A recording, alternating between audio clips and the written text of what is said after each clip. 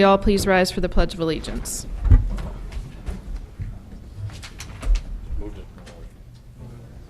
I pledge allegiance to the flag of the United States of America and to the republic for which it stands, one nation, under God, indivisible, with liberty and justice for all.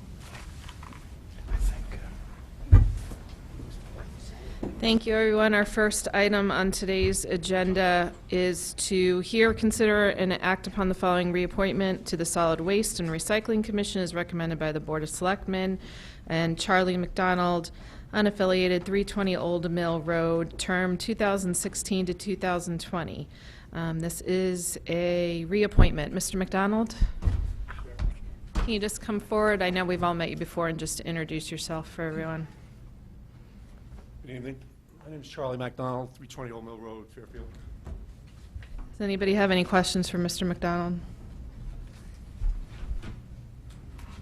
Seeing none, thank you very much for your willingness to serve. Thank you. Thank you. You don't need to be here on Monday. Next up is the 501 Kings Highway right of repurchase. And Mr. Attorney Lesser is here. Okay.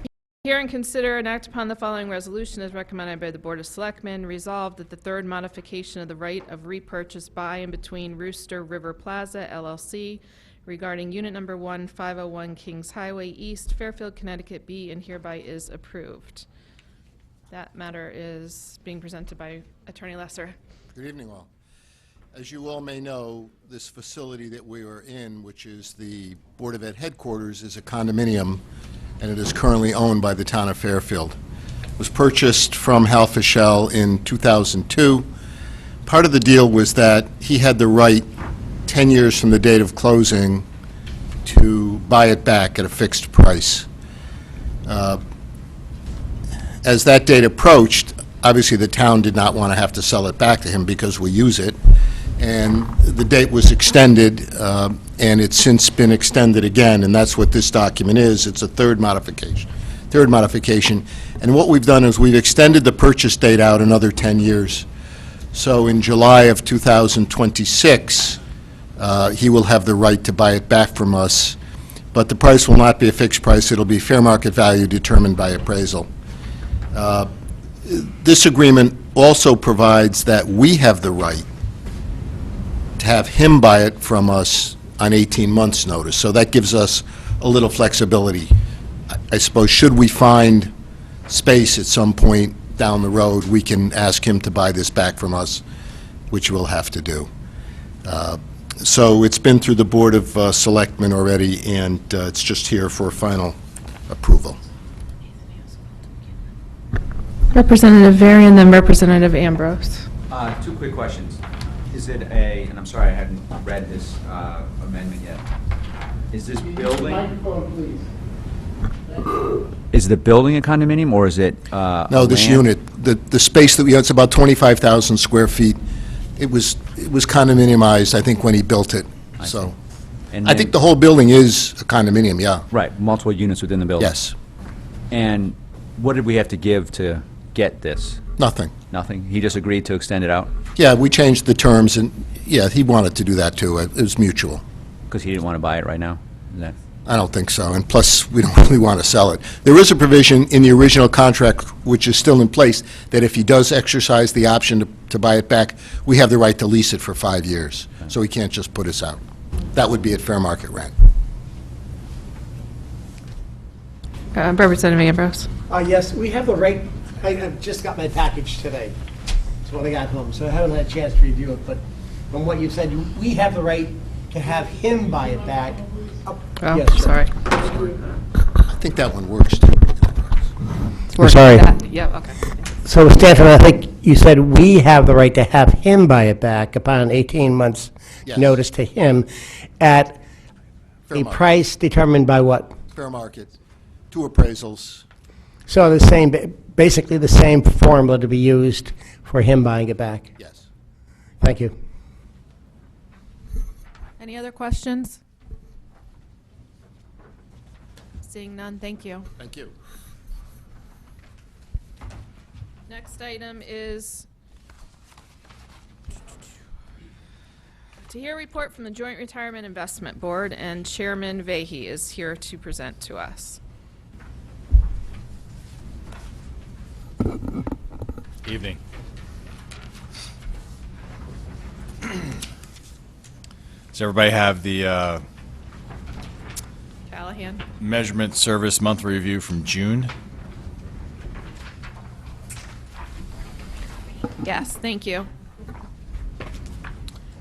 So as of June 30th, end of the fiscal year, the joint pensions were at $345 million, which you can see on page 2 at the bottom there.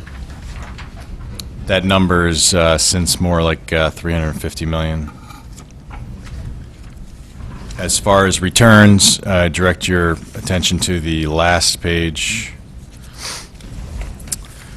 where for the last fiscal year we had a very modest return of 0.5% roughly, which lagged our benchmark, primarily because we had a little bit more cash than we anticipated during the year. And for reference, the positive return is better than most of our peers.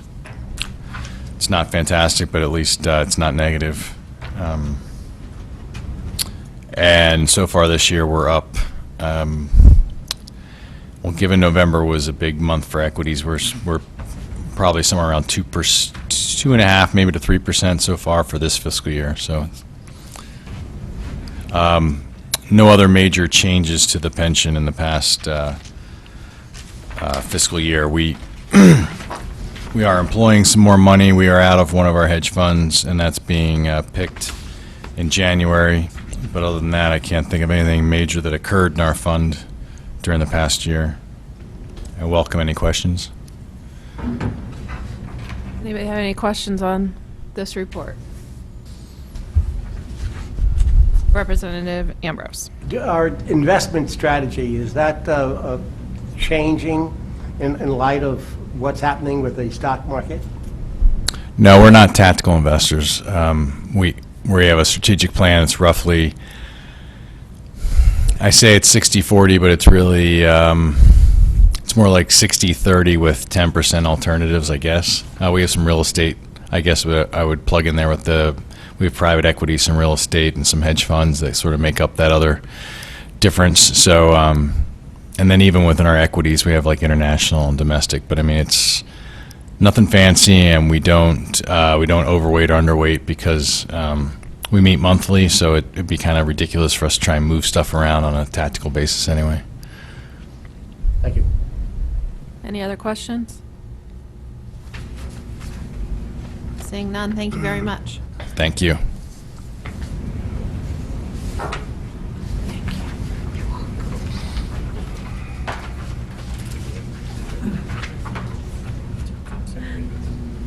Last item up, and I don't see him in the audience, is for Mr. Bowman to present on the LED lighting grant loan. To hear, consider, and act upon the following resolution as recommended by the Board of Finance.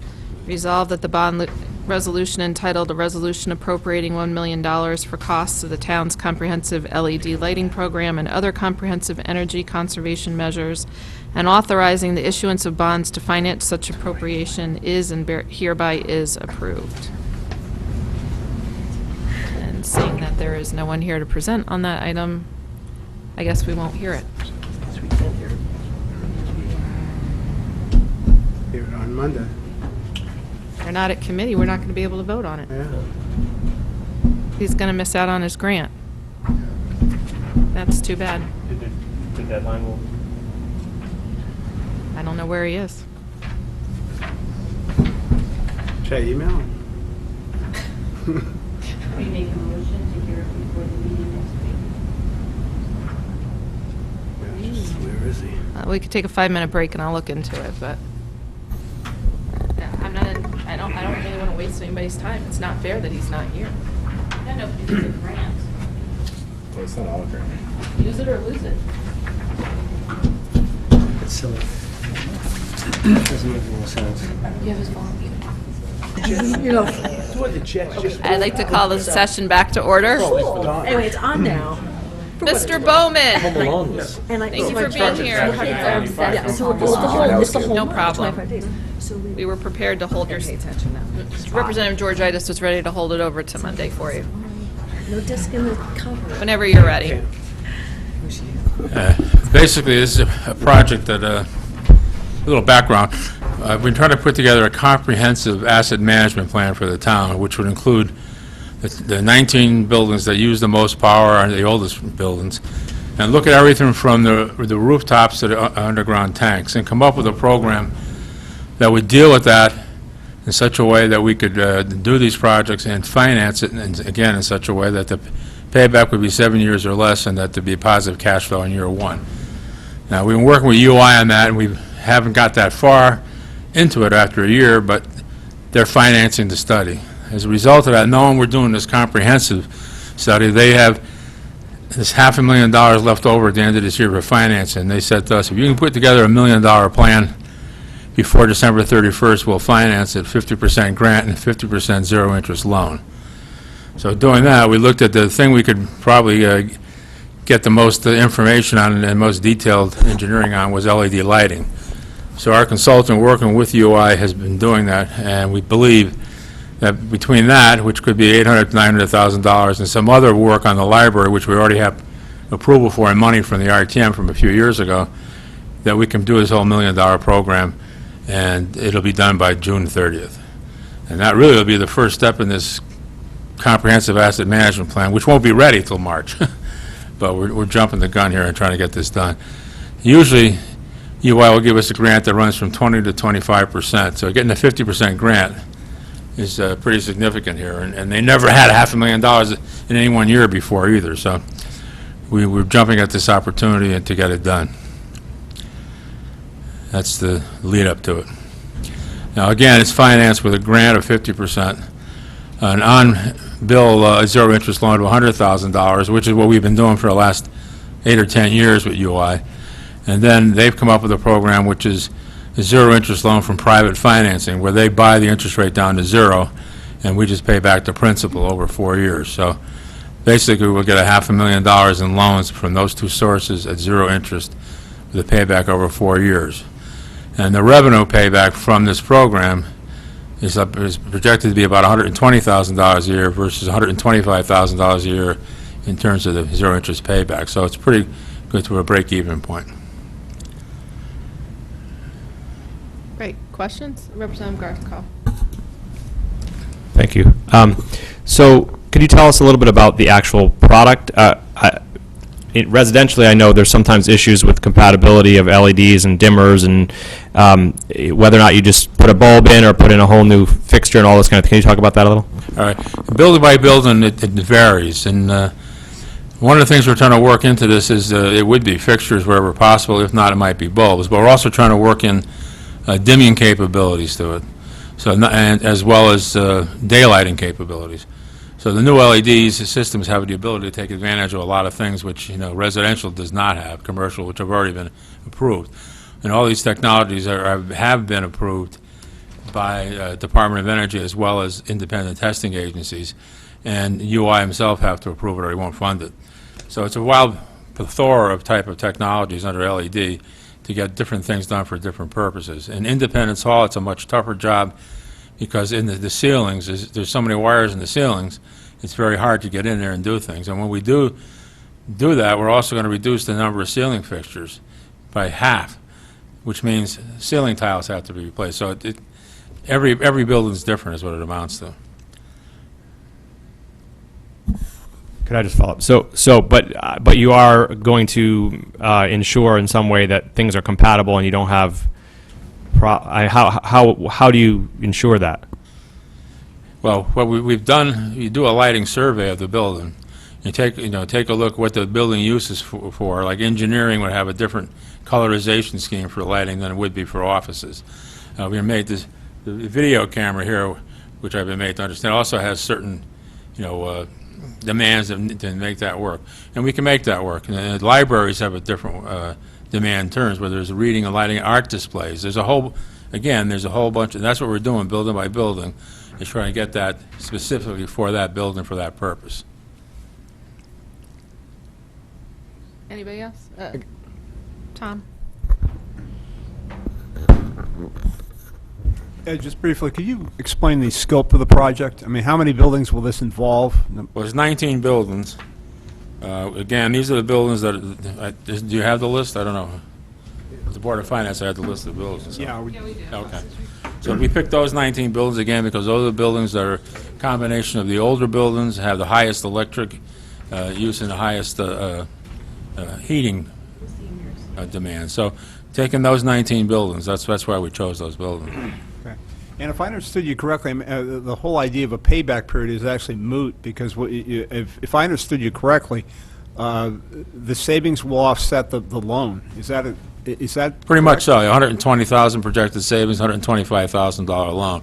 But I'm talking about when we get to a broader scale program, lighting is the quickest payback. When you get to HVAC, it's a little longer payback. And you do things like some roofs will have to be replaced. That's extremely long payback. We try and offset these paybacks by energy conservation measures as well as savings from green power that we'd be putting in, from solar. So if you put all those together, we can get that payback down to 7 years with a positive cash flow right from year one. That's the goal. Whether the study will actually get that or not, I don't know. Okay, so now I'm confused. I thought I heard initially that the savings per year would be equivalent to what the cash flow out would be. That's for this program, yes. Okay, all right. Yeah, yeah. Okay. I'm thinking when we get to the broader program, Oh, okay. All right, you gotta go slow with me, All right. my simple mind Well, here, so. putting a lot of things out at one time, I know. Yeah, more for me to absorb here, Ed, though, but I appreciate it. I mean, this sounds like a real easy one. Thank you. You're welcome. Down there, Representative Farnan. All right, thank you so much, Ed. So just to talk about this from a very high level, everyone, this project is a no-brainer for the town of Fairfield. It's a very, very good deal. LED lightings have probably the best payback and return on investment. Now, that's from a Fairfield perspective, and that's why I think we should all support it. This is a very bad policy from a ratepayer state perspective, because they should not be needing to give grants out to change this type of behavior. They should be doing this, people would do this anyways. So we have the highest electrical costs in the nation, besides, I believe, Hawaii. And the fact that when we say we're getting this money from UI, we're paying for it. Me and you, everyone here is paying for it. So it's maybe not a good program, so I just want to take a step back and but that doesn't mean Fairfield should not take advantage of it. The loan with no interest, those interests are going to be charged back to us. That grant, it's going to be charged back to us for something with a great payback. LED lighting is a no-brainer. It would make sense probably with even out these types of incentives, but Ed is 100% in the right to go after them and seek them out, because if we don't get them, someone else does. So, but next time you turn on your power and you see your bill and it's really high, it's programs like this which are a small part of why they're so high. And I'm about as big a supporter of clean energy as there is, but I just wanted to get that off my chest. I agree with you too, but my feeling is as long as we're paying that on our electric bill, I want to get it back as much as the taxpayers are paying back through these programs. But you're right, you really shouldn't have to have these programs. Anybody else? Representative Georgitis. Thank you, Madam Moderator. I have two questions. First is the technology to change all these out. Do you think the technology will change significantly in, I don't know, long enough period of time for us to take advantage of changing all the ceiling tiles and whatnot? Well, LED lighting is improving year by year, there's no doubt about it. And how much further it'll improve, it's hard to project. But it has improved significantly, so the costs have come down, so now it becomes more of a sensible thing to do. You shouldn't need a subsidy. But how much more it'll improve, I have no way of projecting. But I do believe it'll get better over time. So you think this is a good investment? Like Brian said, Yeah. it's a good investment. There is a guaranteed, by the way, it's guaranteed 5-year. Both the product and the workmanship is guaranteed for 5 years under the program. The lights should last 10 to 15 years, but no one really knows. They haven't been around that long. And some LEDs are burning out in a year or two. I mean, We know that. I've had some of my Christmas lights that don't last a year. But that's part of the program here, is to try and to get the technology and the manufacturer, that has the proven track record, at least for 3 or 4 years, that it's not going to burn out immediately. Because there are some made overseas in China which don't have any track record at all, and so we won't use those products at all. So I hate to be a skeptic, but what do you think the incentive for UI is to offer us something like this?